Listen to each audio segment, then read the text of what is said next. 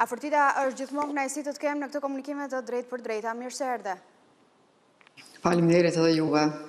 Në fakt, po më dilte në memorjet e rrjeteve sociale që në pak a shumë të njëjtën kohë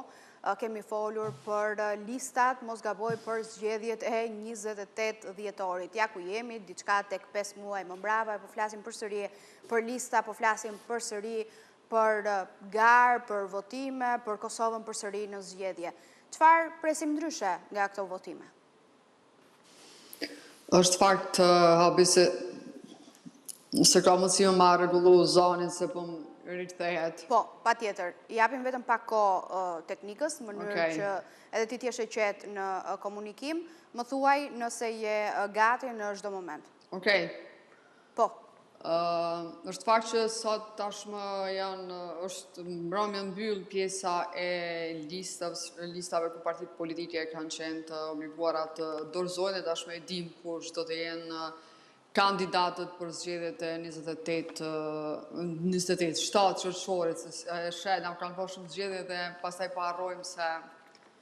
datat kur janë e si janë. Ajo që kemi parë deri me tani është që ka partitë që kanë qenë në opozit kanë pak ndryshime në leçën e parë, më shumë është ndryshime të mëdha janë të Lidhja Demokratike e Kosovës, ndërkaq që Aleanca dhe Partia Demokratike janë mundu me përfshi ata që kanë qenë më herët, ose dikush që ka qenë në zgjedhjet e 28 dhjetorit më të votuarit, me përjashtim që Ramush Haradinaj ka vendosur kësaj radhe të dalë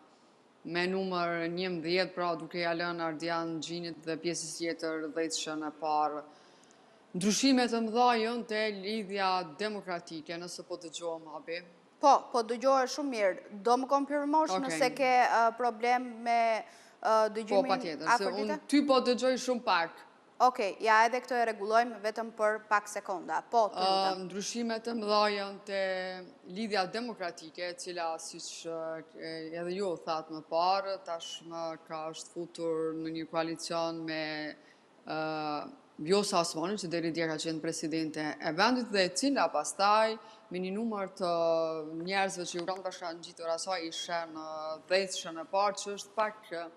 e befasishme edhe për elektoratin, por edhe për një pjesë të publikut që i ka përcjellë zhvillimet politike dhe rrjedhën se si është sjellur opozita karshi lëvizjes vetëvendosje shese dy njerëzit këç të Lidhjes Demokratike, domethënë dy njerëzit që kanë qenë një farë lloj opozite shumë e fortë karshi lëvizjes vetëvendosje, janë lënë poshtë listës, poshtë dhjetëshës së parë, Hykmeti Bajrami dhe Abdullah Oti, dhe kjo tregon që megjithatë Gumir Abdigjiku dhe Vjosa Osmani si një tandem e tashmë në Lidhjen Demokratike, sepse ata kanë qenë me që shok vazhdimisht dhe kanë ndihmu njëri tjetrin edhe nga pozita atë ku kanë qenë, kanë vendosur që t'ju japin hapësirë njerëzve që i kanë afër vetit, po jo njerëzve që kanë qenë aktiv, siç është personat që i përmena më parë, më thënë kjo bje mbarra mbi Lumir Abdigjikun, i cili ka anashkaluar njerëzit kryesor të Lidhjes Demokratike për t'ja lënë komplet hapësirën Vjosa Osmanit. Pra, duke ja dhënë numrin një barcen e listës, po duke ja dhënë edhe numrat që ajo ka dëshiruar në listën për e Lidhjes Demokratike të Kosovës. Në listën e Partisë Demokratike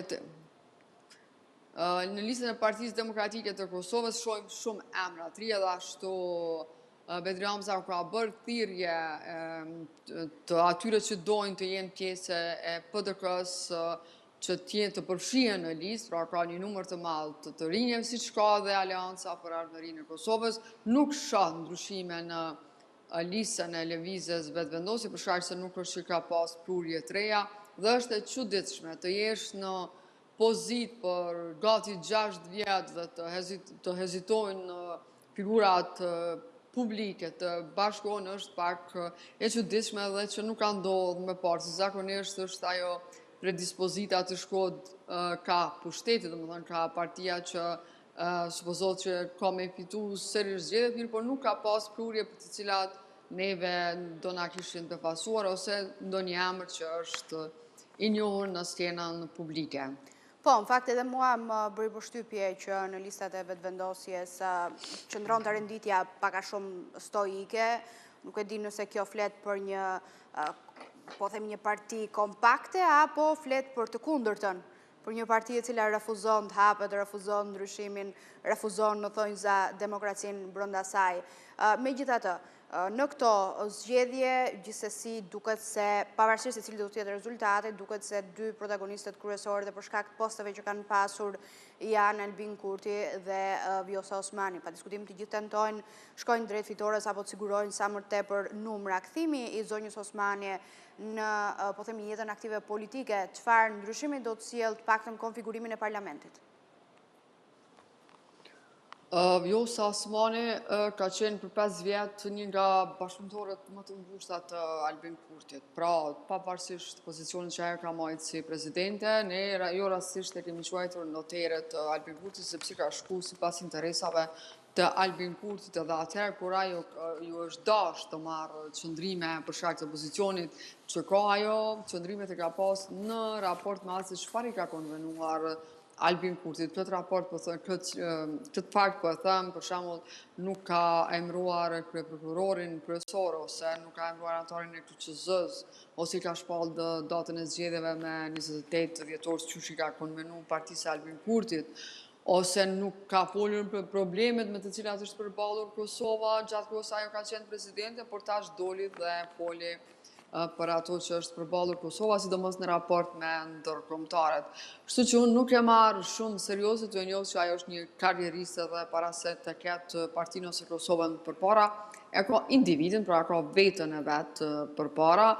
dhe për shkak që Albin Kurti nuk ja dha edhe një mundësi të jetë president, ajo e gjetë territorin e hapur me lidhjen demokratike, LDK ishte në një pozicion jo të pavarshëm, ka në 2 zgjedhje të kaluara doli e treta, Lumiri nuk ishte në një pashtu në një pozicion edhe brenda vetë lidhjes demokratike të Kosovës, kështu që tu pas parasysh raportet mes Lumirit dhe Vjosës, aja hapi rrugën dhe kjo shfrytëzoi mjaft mirë leje që të shkojnë në lidhjen demokratike, po të marrë edhe bardë, më të marrë numrin e të jetë bardë si e listës dhe të fut njerëzit e vetë si pas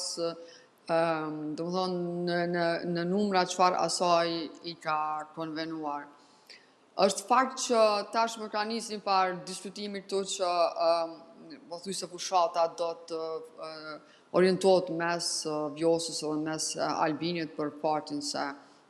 ai binomi i shpresës tashmë është ndarë, si është shquajtur me herët. Megjithatë, deri më tani kemi parë që Albin Kurti nuk është që është marrë me Vjosa Osmanin, pavarësisht që kjo është marrë me të, e ka quajtur si të rrezikshëm, besoj e keni pa fjalimin që ajo e ka marrë para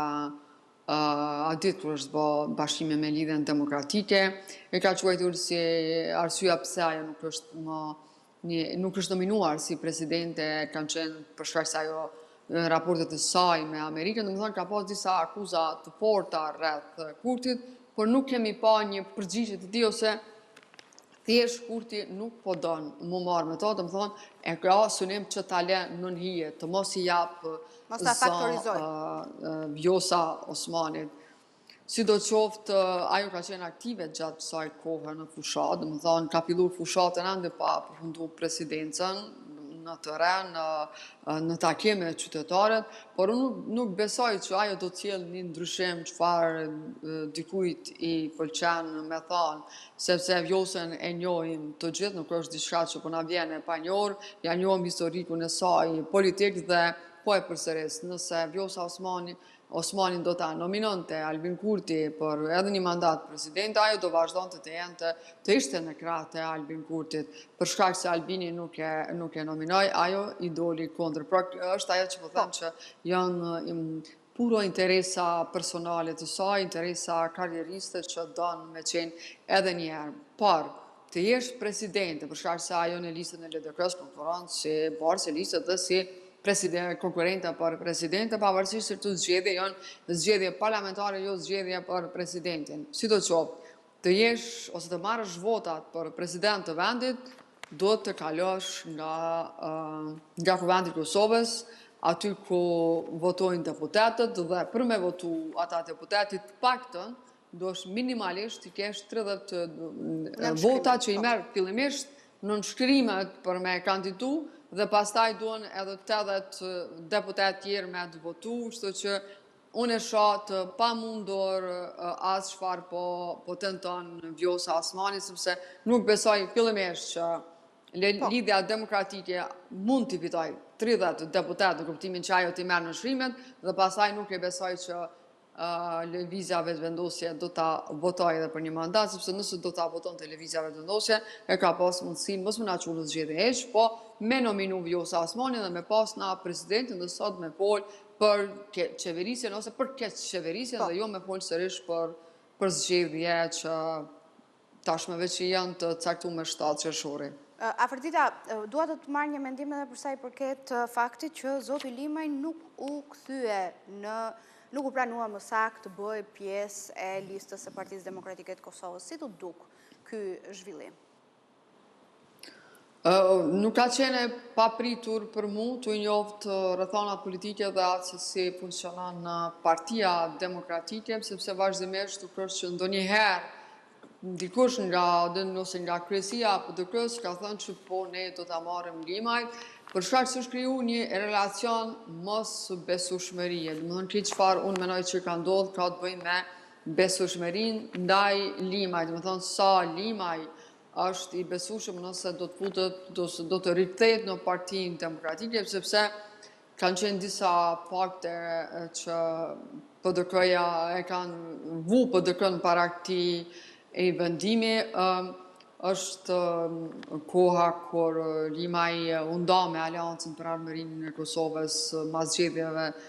të shkurtit vitin e kaluar dhe ishte i gatshëm që të bënte koalicion me lëvizjen vetëvendosje, nëse ju kujtohet. Pastaj lëvizja Albin Kurti nuk e mori, tha që me 3 deputet nuk mundesh më bën kryetari i Kuvendit të Kosovës. U ofru me Lidhjen Demokratike edhe me Lidhjen Demokratike i dështoj, sepse kryesia e LDK-s në atë kohë votoi që të mos ta merrte Limajin për shkak të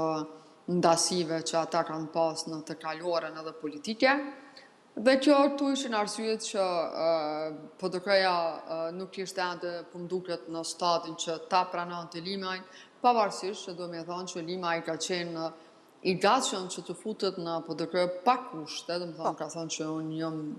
nuk kam kushte, por donë që elektorati vetë, në qenë saj udhëheq një komunë dhe ka një elektorat në për Kosovë, të shkrihet në Partinë Demokratike, dhe më thonë në partinë nga i vjen elektorati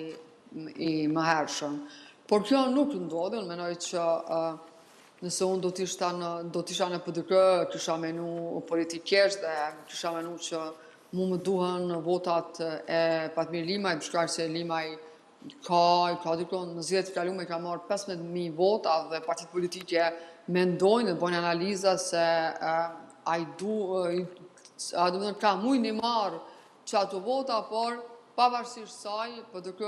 menoj që ka të bëjë komplet me besueshmërinë, shto partin këtu se pas zgjedhjeve të 28 dhjetorit, Limaj në komunën ku udhëheq në Malishem, partia ti ka bërë koalicion me LDK-n që ka lëndu, pastaj kjo gjë ka lëndu Partinë Demokratike, sepse në kohën kur është menu që Limaj të jep fakte që do t'jetë, do të thonë, krah me PDK-n ose do të shkrihet në PDK, ka ndodhur koalicioni në Malishem me Lidhjen Demokratike. Unë mendoj që këto janë arsyet, sepse nuk ka tjera arsye, sepse më parë PDK ka pas koalicion me Nismën edhe me Arkën, nëse kujtohet, ku ka qenë Kadri Veseli, kryetari i PDK-s dhe është baj koalicioni famshëm PAN, por për shkak të sjelljes të Limajit të fundit, PDK nuk ka vendos. Ta çfarë do ndodhë të ardhmen, nëse Limaj për një me ka vendosur që elektoratin e vet ta shkrijë në PDK dhe edhe si Nisma, atëherë e ka mundësinë që t'jap një shembull, t'jap një fakt në mënyrë që t'i bëjë thirrje elektoratit të vet, që t'i bashkangjiten ose që ta votojnë Partinë Demokratike në mënyrë që në të ardhmen ti hapet rruga për që t'jetë pjesë e PDK-s. Po. Sepse realisht Lima është politikan, është politikan me karrierë që matje, mirë po është politikan në mosh i ri, ka ende kohë që Limaj edhe i duhet Parlamentit e Kosovës një njeri si Limaj me tërkët bagazh politik që ka dhe me të karrierën e tij politike, po edhe gjatë luftës ushtrisë ligjëtare të Kosovës dhe nuk është mirë që Limaj të kaq i ri të pensionohet nga politika. Dhe për këtë arsye po them që Limaj duhet t'i lani natët njëna palë të jep parte dhe në rastin konkret me qenë se PDK se ka pranuar të rinë Ngelit Limaj që taftoj elektoratin që ta votoj PDK në mënyrë që në zgjedhjet e ardhshme të jetë bashkë me PDK-n. Vetëm për të parë se si do të reflektohen këto ndryshime, këto lëvizje edhe në listat e kandidatëve tek votuesit në 7 qershor, edhe pse besoj të lodhur nga votimet e shpeshta. Afërditat, falenderoj shumë.